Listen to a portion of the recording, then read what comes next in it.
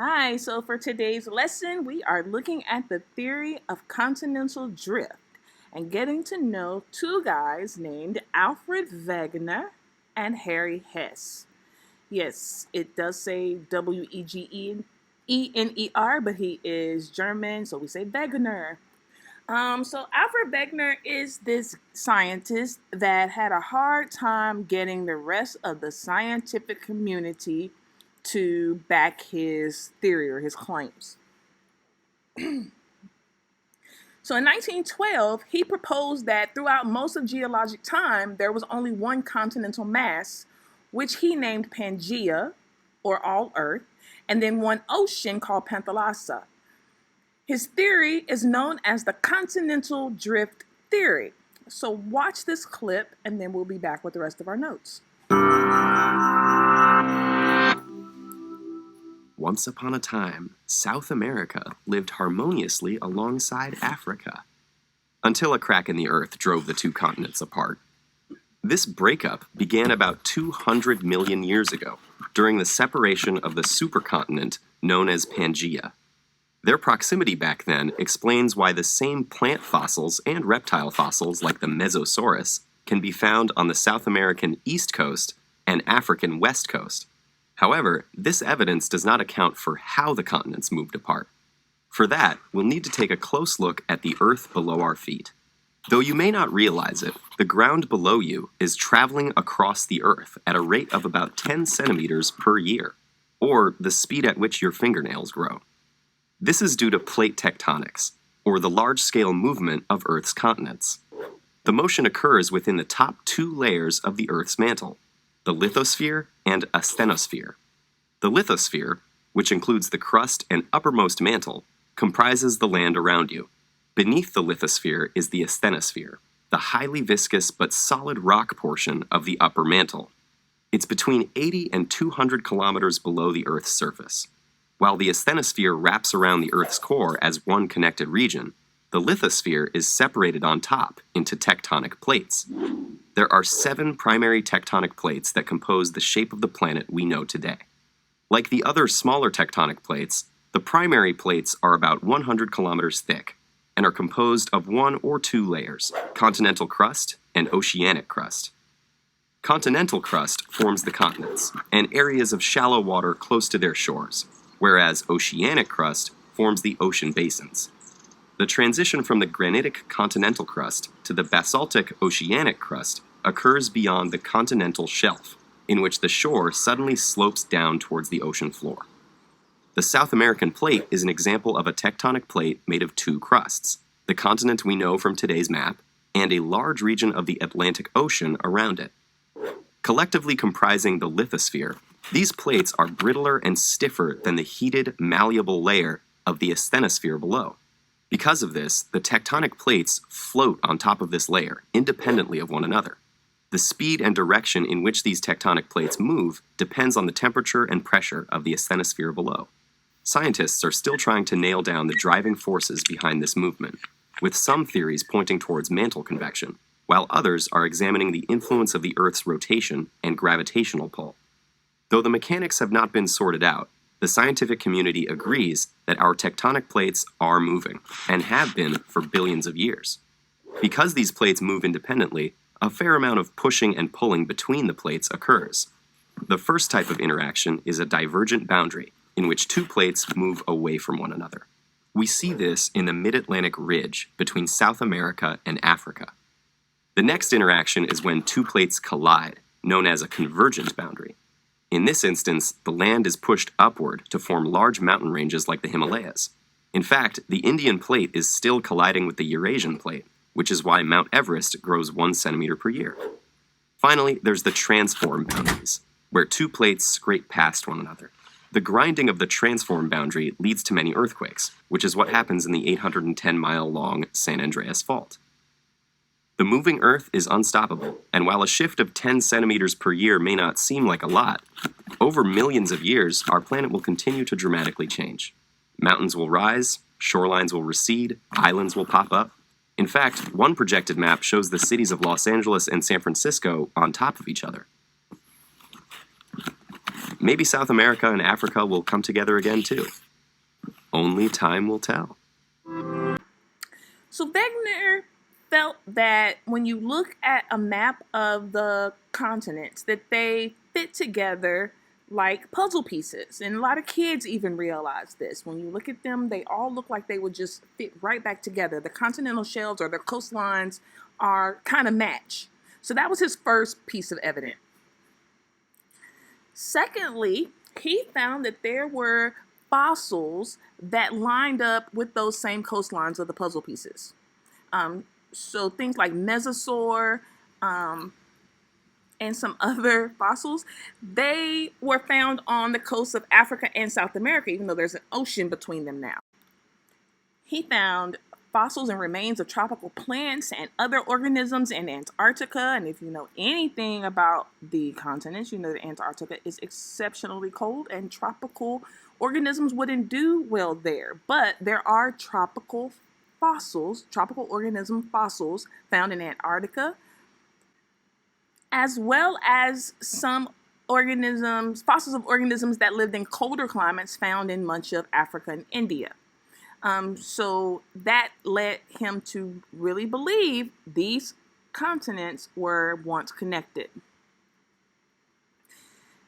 His third piece of evidence is mountain or geologic evidence. So there are fragments of old folded mountains that separate continents today. So for example, in the United States, we have the Appalachian Mountains. In Europe, they have the Caledonian Mountains. If you were to match up our coastlines, that mountain chain matches up perfectly. They're the same age, they're the same type of rock, the striations are the same, the age is the same, and it matches up with those coastlines that look like part of the puzzle pieces. And this happens with other mountain chains. There are mountains that span from Africa to South America and from India into other parts of Africa. So the mountain and geological evidence was there to back his claim.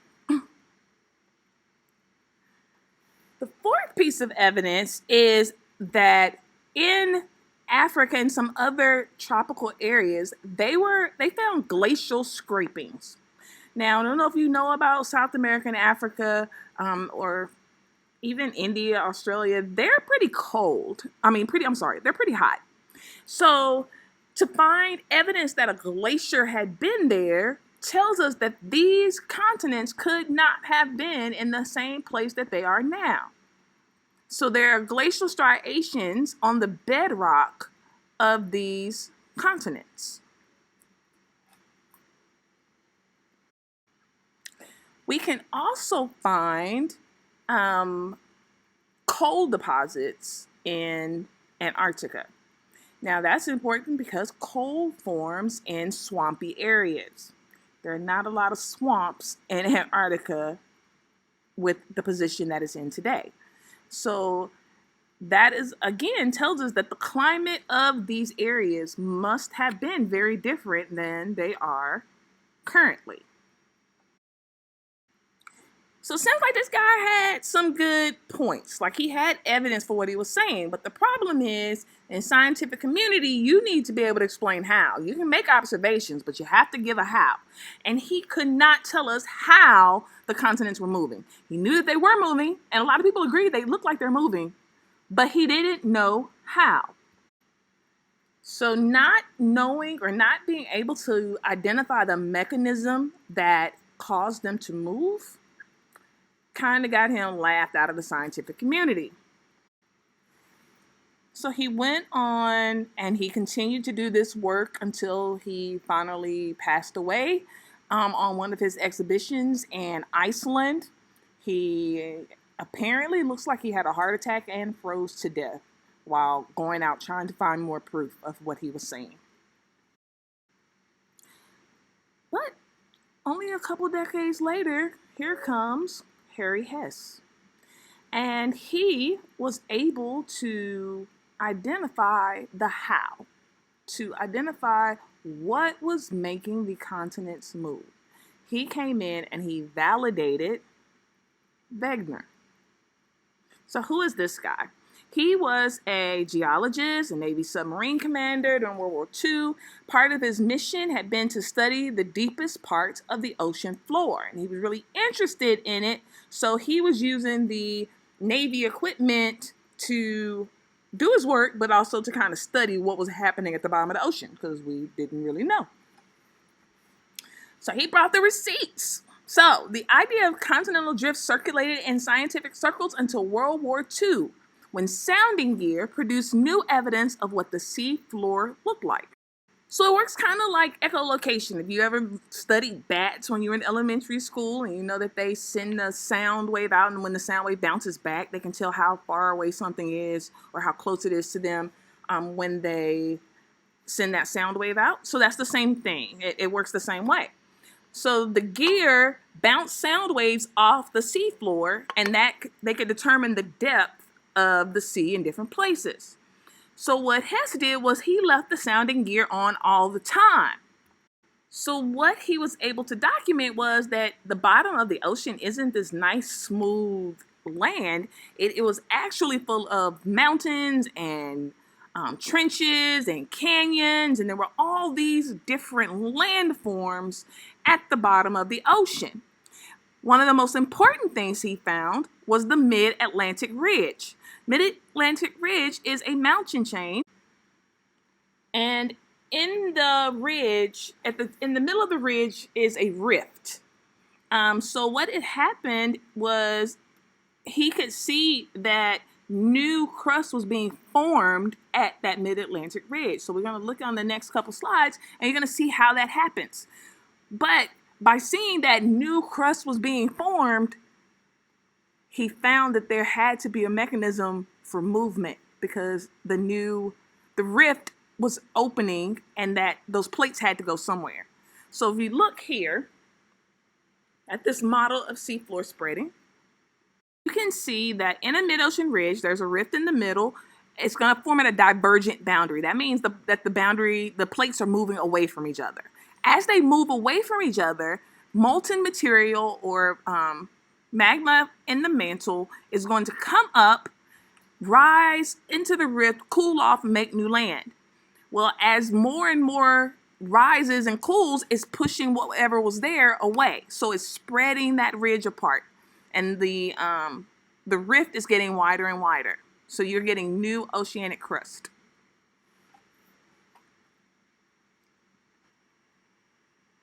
So a mid-ocean ridge is where new crust is made.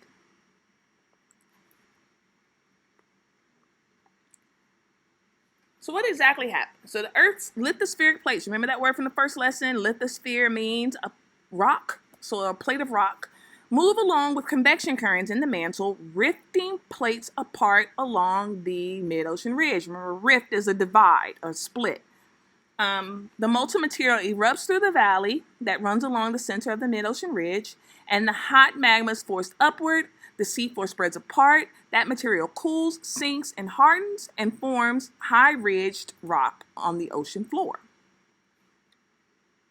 So as we move through the unit, we'll get more into exactly what happens and what landforms are caused by this. But this is just getting your feet wet, okay? So hopefully this makes a little bit of sense. It'll make a lot more before we're done. So hopefully you learned something. If you did, that's great, because there's a quiz for that.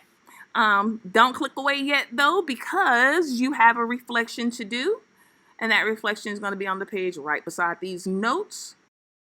So this is a quick one. You're going to do a Gimme 5 where you trace your hand, pick a topic. You could pick continental drift, Alfred Wegener, evidence of drift, whatever your topic is. You're going to write 5 facts about whatever you pick. Not words. We're not looking for words. You have to actually write a complete thought. So 5 complete thoughts, 1 on each finger. That is it for today. You survived listening to me talk for almost 15 minutes. Not quite, less than 15, but have a good day. Bye.